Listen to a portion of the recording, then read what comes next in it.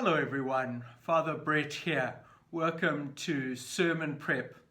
We're looking forward to the 30th Sunday of Ordinary Time, Year A. Let's have a look at the reading, shall we? So the first reading is taken from the book of Exodus, chapter 22, verses 21 to 27. The psalm is Psalm 18.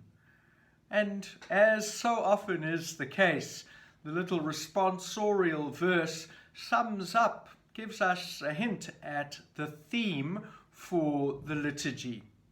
I love you, Lord, my strength.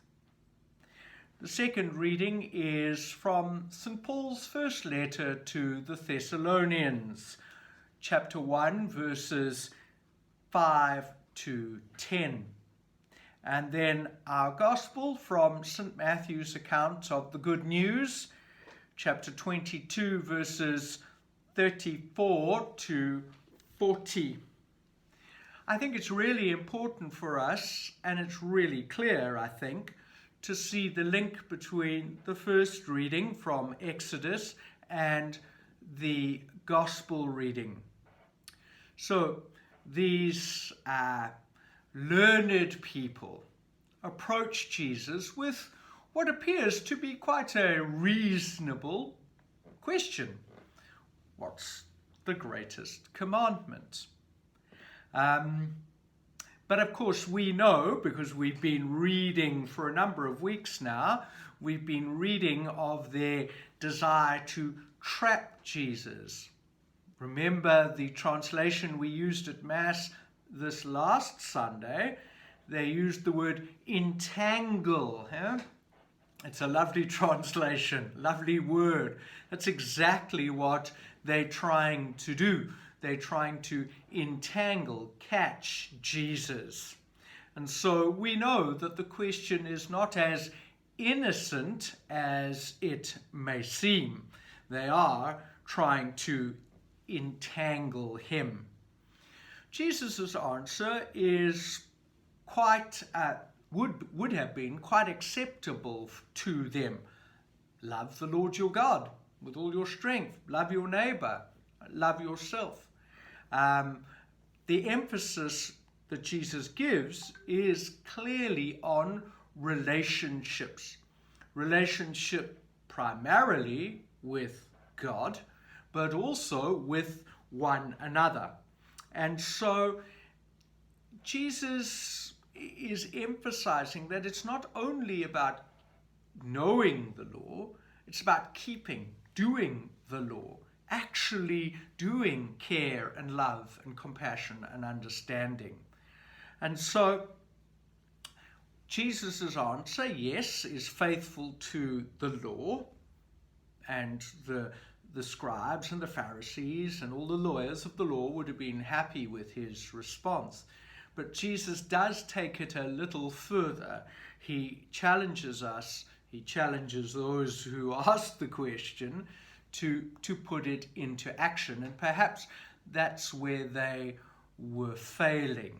They knew the law, but they didn't live the law. Maybe the challenge for us today. We know what we're supposed to do.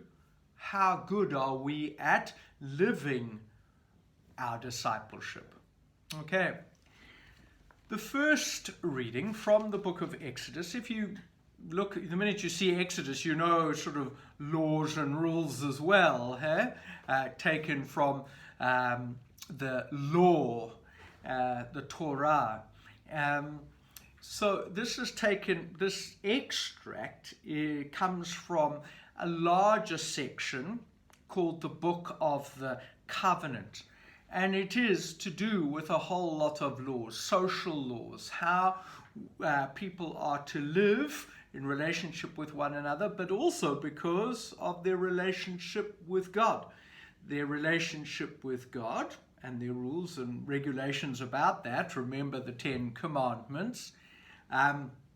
Those translate into social laws, rules and regulations surrounding the community, to improve community living. And it's clear too in this extract that the people are to live the law. They're not just to know the law. And why do they have to live the law? Because they themselves experienced what it was like to be rejected, to be cast out, to be on the wrong side of the law. And so the reading for the Sunday opens with reminding the people that you suffered in Egypt. You were cast out. Now, the laws and rules that were given were because of how you felt. So don't treat strangers, widows and orphans, those three categories of marginalized, persecuted, suffering people in the time of Jesus. Don't treat those people like you were treated. So, in many ways, this law, these social laws of welcoming, was unique at that time. Most nations treated foreigners incredibly badly. But Israel is challenged not to do so because of their experience in Egypt. So it's about the emphasis about really being welcoming, accepting. I think if you read this first reading, you get a sense that God is the protector, that these rules and regulations for the people are to help them mirror God, who cares and loves and protects. So the people are called to act in response to how God acts towards them. Okay. So, the first letter to the Thessalonians, St. Paul. Remember, we started reading this letter last week. So we read the very beginning. And so very often, if you look at Paul's letters, once he's addressed the people and introduced himself, he goes into a section of thanksgiving. Look at Paul's letters. Just about all of them will have that sort of format. Introduction, hello, welcome, and then thanksgiving. And we're reading to this Sunday the thanksgiving passage of that first letter, that first chapter.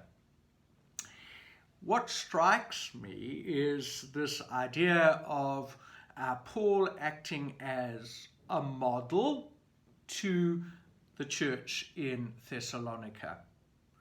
And he's saying to them, we give thanks because I've changed. I used to be a Pharisee, and I've now come to recognize, to serve, to follow the living God. So use that model of coming out of ignorance into the light. Use that model for yourselves. I'm the model. So leave behind your idol worship, your pagan gods, little g. Leave those behind and turn thanksgiving, worship to the true God. And that's what we rejoice in, the conversion, the transformation of lives. And St. Paul goes on then to thank the Thessalonians even more by saying, because you've done that, because you followed me, you are now a model. I was your model, now you are a model to the other Christians, that we can leave behind the old ways and follow the new ways of God. And that's worth giving thanks. Whenever transformation happens, it's worthy of thanksgiving.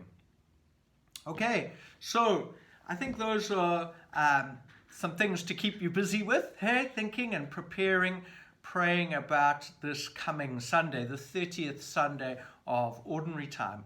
I hope you will join me and join the community I hope that you will enjoy our celebration of Eucharist together. We'll have a special blessing for all those writing end-of-year exams. I know they're upon us now. So come along for a special blessing. Of course, if you can't make it for any reason, please join us online at 7 a.m. Be great to have you along. Okay then, everybody, take care. Have a great weekend. Bye-bye.